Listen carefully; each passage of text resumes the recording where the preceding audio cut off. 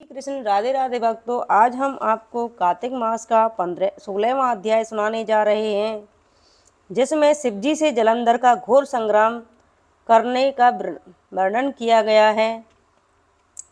नारद जी बोले, हे राजन, जलंधर अपने दूत से यह सुनकर क्रोधित होकर करोड़ों दैत्यों को साथ लेकर जल्दी से चल दिया। चलते हुए मार्ग में उसे शुक्र और राहु दिखाई दिए। जल्दी के कारण जलंधर का मुकुट पृथ्वी पर गिर गया और स्वयं भी फिसलकर गिर पड़ा। दैत्यों की सेना के सैकड़ों विमान आकाश में ऐसे छा गए जैसे वर्षा ऋतु में बादल छा जाते हैं। तब उसके उद्योग को देखकर इंद्र आदि सब देवता छिपकर शिवजी के पास गए और बोले, हे स्वामी, क्या आप हम देवताओं की इस विपत्ति को नहीं जानते हैं? हे देवेश, आप इस दुष्ट जलंधर का वध कर हमारी रक्षा करो।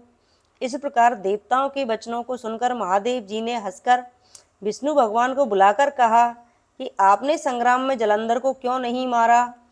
अपने स्थान वैकुंठ को छोड़कर उसके घर में जा बसे हो। श्री विष्णु जी बोले, हे भूत भावन, आपके अंश से उसका जन्म हुआ है और लक्ष्मी का भ्राता है, इसलिए उस दैत्य को मैंने नहीं मारा है, आप ही उसका वध करिए। शिवजी ने कहा, ये बड़ा तेजस्वी है, इन शस्त्रों से मेरे हाथ से नहीं मरेगा। इसे तुम सब देवताओं सहित अपने तेज का कुछ अंश मुझे शस्त्र बनाने के लिए दो। नारद जी बोले, तब सब देवताओं ने अपना अपना तेज दे दिया। जब वह सब तेज मिलकर एक हो गया, तब फिर महादेव जी ने भी उसमें अपना तेज छोड़ा। उसके बाद महादेव जी ने उस तेज समूह की प्रचंड ज्वालाओं से एक भयंकर शस्त्र सुदर्शन चक्र बनाया। बाकी शेष बचे तेज से इंद्र ने वज्र बना लिया। तब तक करोड़ों हाथी, रथ और घोड़े समेत जलंधर कैलाश के पास की भूमि में दिखाई दिया। उसको देखते ही सब देवता जैसे आए वैसे ही छिपकर चले गए। तब शिवजी के गढ़ नंदी, गणेश, स्वामी कार्तिक आदि सब देवता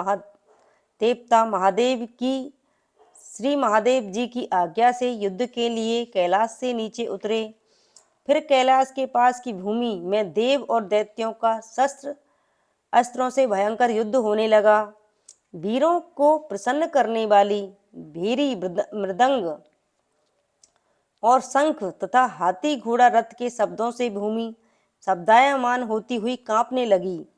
शक्ति, तोमर, बाण, मूसल, फरसा, कुलिस आदि शस्त्रों से आकाश ऐसा लगता था मानो उल्काएं इधर उधर विचरण कर प्रकाश कर रही हों।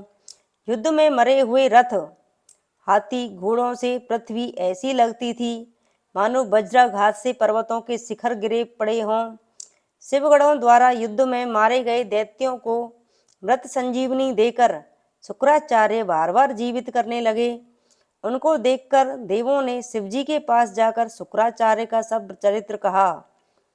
तब महादेव जी के मुख से एक भयंकर कृत्या राक्षसी निकली, जिसकी ताड़ के वृक्ष के समान भयंकर जांघ और गुफा के समान मुख था। उसके स्तनों से वृक्ष पीड़ित होने लगे। वह युद्ध में आकर असुरों को भक्षण करने लगी और शुक्राचार्य को अपनी भग में रखकर आकाश में अंतर्धान हो गई। तब शिवगढ़ शुक्राचार्य को पकड़ा देखकर आनंदित हो और वेग से दैत्यों को मारने लगे। शिवजी के गणों की मार से भयभीत दैत्यों की सेना छिन्न भिन्न हो गई, जैसे वायु के वेग से तृण समूह बिखर जाते हैं। शिवगणों के भय से भागी सेना को देखकर सेनापति निशुंभ, शुंभ और कालनेमी ये भी क्रोध करके युद्ध में गए। वर्षा के बादलों की तरह इन तीनों दैत्यों ने बाणों की वर्षा कर शिवजी की सेना को घेर लिया। दैत्यों के बाण समूह टीडी दल की तरह आकाश में छा गए। तब शिवजी के गण भी कांपने लगे। सैकड़ों बाणों से घायल हुए गणों के शरीर से रुधिर इस प्रकार बहने लगा मानो बसंत ऋतु में टेसू का वृक्ष फूलों से घिरा हुआ दिखाई देता हो। उस समय गिर पड़े वे सब गण तितर बितर होकर युद्ध भूमि छोड़कर भाग गए। तब नंदी, गणेश और स्वामी कार्तिक अपनी सेना को भागी हुई देखकर क्रोध करके वेग से दैत्यों को रोकने लगे। इस प्रकार 16वां अध्याय समाप्त हुआ। जय श्री राधे कृष्ण भक्तों।